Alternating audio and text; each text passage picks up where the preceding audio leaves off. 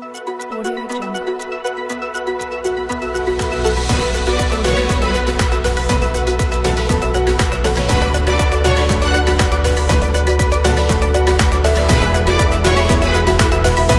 Priest in charge St. James Parish, Kent Sialkot, national director commission for justice and peace, حالیہ پیش کیے گئے parliament میں حکومت کی طرف سے اقلیتی حقوق کے تحفظ کے لیے قرارداد اور اکثریتی پر اس کو پاس کروانے پر خراج عقیدت پیش کرتا ہوں، اور اس کے ساتھ ساتھ شکریہ ادا بھی کرنا چاہتا ہوں کہ ان دنوں کی تمام تر یہ جو انسانی اقدار کو پامالی کے حوالے سے جو دہشت گردی ہے، انسانوں کا قتل عام ہے، اس کے روک تھام کے لیے کی گئی ان کاوشوں کو خراج عقیدت پیش کرتا ہوں، مخصوص طور پر خواجہ محمد آصف مائنورٹی کے لیے جو کی گئی کاوشوں ہیں ان کے لیے آواز اٹھانے پر مبارکباد بھی پیش کرتا ہوں، اور اس کے ساتھ ساتھ حکومت سے اپیل بھی کرتا ہوں کہ ضرور ایسے قوانین کو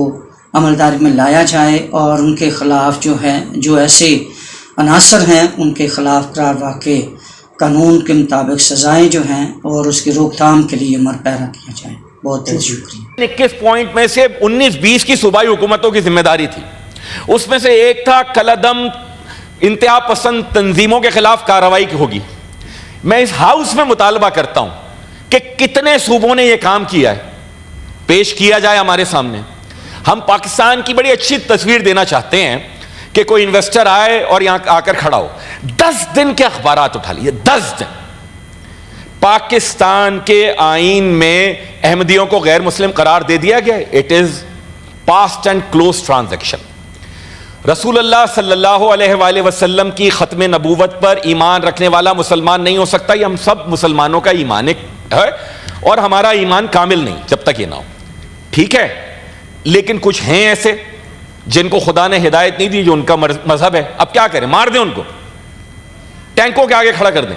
10 دن میں پولیس گھسی ہے کراچی میں اور پنجاب میں ان کے گھروں میں۔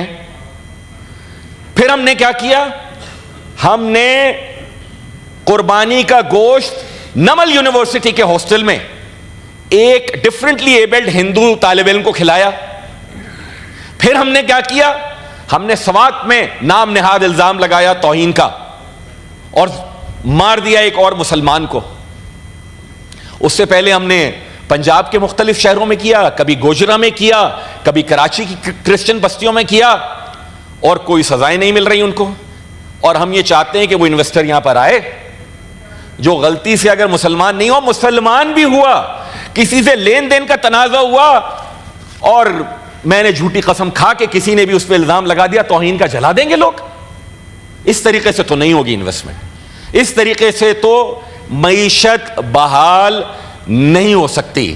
اس لیے ہم سب کو اس افریت سے نمٹنے کے لیے یہ لپ سروس بند کر کے کام کرنا ہوگا، ان انتہا پسندوں کے خلاف، خواہ وہ کسی بھی ایکسٹریم کے ہوں۔ جناب والا، وجہ اس کی یہ ہے کہ پاکستان کا نصاب درست طریقے سے پڑھانا شروع کریں۔ بتائیں قائد اعظم محمد علی جناح کون تھے، بتائیں ان کی پہلی کابینہ کون تھی، بتائیں ان کی پہلی کانسٹیٹیوئنٹ اسمبلی کو چیئر کون کر رہا تھا، بتائیں کہ پاکستان کے لیے کس کی کتنی قربانیاں ہیں، بتائیں کہ جو بعد میں پاکستان کے چاچے مامے بن رہے ہیں کہ کس طریقے سے آپ پاکستان اور پاکستانیوں کے لیے زیادتیاں کر رہے ہیں اور دین اسلام کو آپ بدنام کر رہے ہیں۔ اس لیے جناب چیئرمین، جناب ڈپٹی چیئرمین، میری گزارش ہے اس ایوان کے توسط سے کہ ہم حکومت سے مطالبہ کرتے ہیں کہ آپ کانکریٹ اسٹیپس کے لیے ساری سیاسی جماعتوں کو بلائیں، ان کو بٹھائیں، نیشنل ایکشن پلان جو تھا اس پہ دوبارہ عمل درآمد کے لیے، اور پوچھیں صوبائی حکومتوں سے بھی اور فیڈرل گورنمنٹ بھی پوچھے کہ ہم اپولوجیٹک رویہ اختیار نہیں کریں گے۔ الحمدللہ اس ملک کی اکثریت مسلمان ہے، اسے کسی سے بھی سرٹیفکیٹ لینے کی ضرورت نہیں ہے کہ میرا ایمان کتنا خالص ہے یا نہیں ہے۔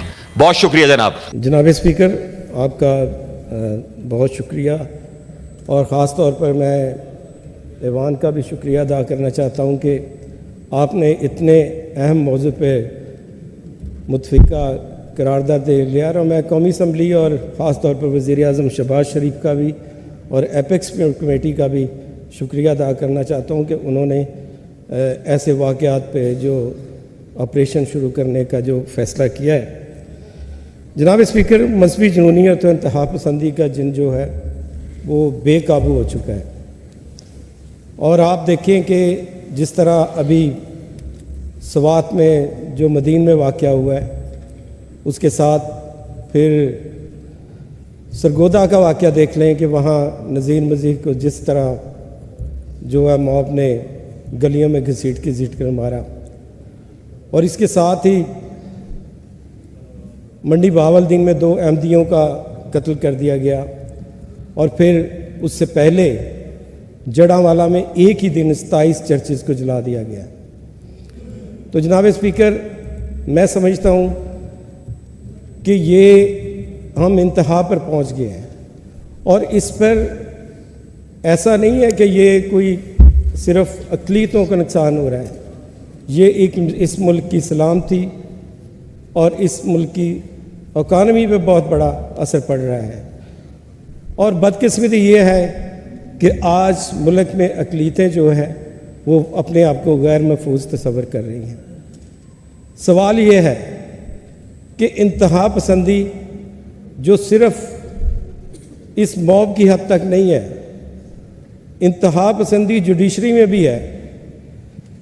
सरगोदा के जज जो थे ATC कोर्ट के, जो अपने आप को बड़ा ईमानदार कहते हैं, उन्होंने नज़ीर मसीह के कत्ल के, जिन्होंने उसको गलियों में घसीट के मारा था, उन 44 लोगों को ज़मानत पर रिहा कर दिया, जो कि वैसे उन्होंने लेटर चीफ जस्टिस को लिखा था कि मैं बड़ा ईमानदार आदमी हूँ।